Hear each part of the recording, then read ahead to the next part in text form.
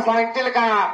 काय सांगावा सांगायचा का? त्यावेळेला गंगासुरावतीला कासारदादा बोलू लागला, शे तुझ्या बहिणीच्या घराला पेढा जाऊ महिन्यापायी पोळ आहे तर नव्हतो सांगायचा. निर्वाणीच्या वेळेला सायकल टायमाला परिशुद्ध पडला 2 ताशे पाडून जायच्या. एवढा सांगावा माझ्या भावाला अलबत सांगाय पाहिजे कासारदादा. हे सलामत आहे.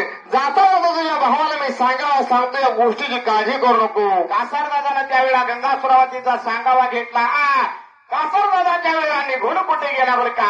बाबा नगरी पटाला गेला होता. हे राजाच्या राजवाड्याला गेला होता बरे का? राजवाड्याला गेला. राजूसरी महाराज राम राम बोलल्याबरोबर त्या नगरी पटाला मनामध्ये दुचका वाटू लागला.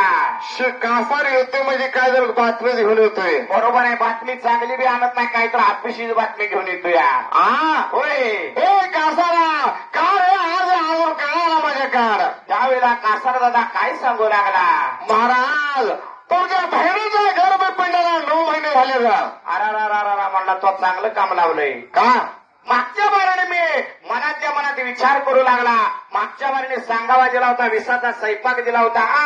त्याच्यामध्ये माझ्या बहिणीचा गर्भ नाश झाला नाही वाटतं. बहिणीने विष खाल्लं नाही. पण आता काय बी झालं तर बहिणीचा पाळ ह्याच्यामध्ये जिवंत आता राखायचा नाही, जीव मारायचा बरं का. त्याशिवाय आपल्याला ह्यात सुटका नाही.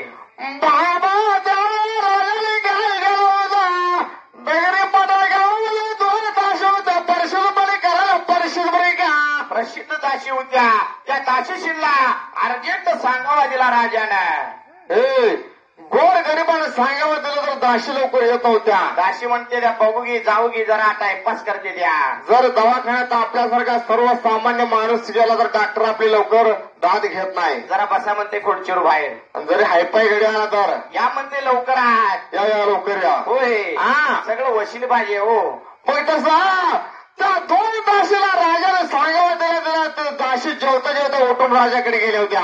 राजाचा सांगावा आला. या राजाचा सांगावा नाही पाळला तर या नगरीमध्ये आपल्याला राहू देणार नाही राजा.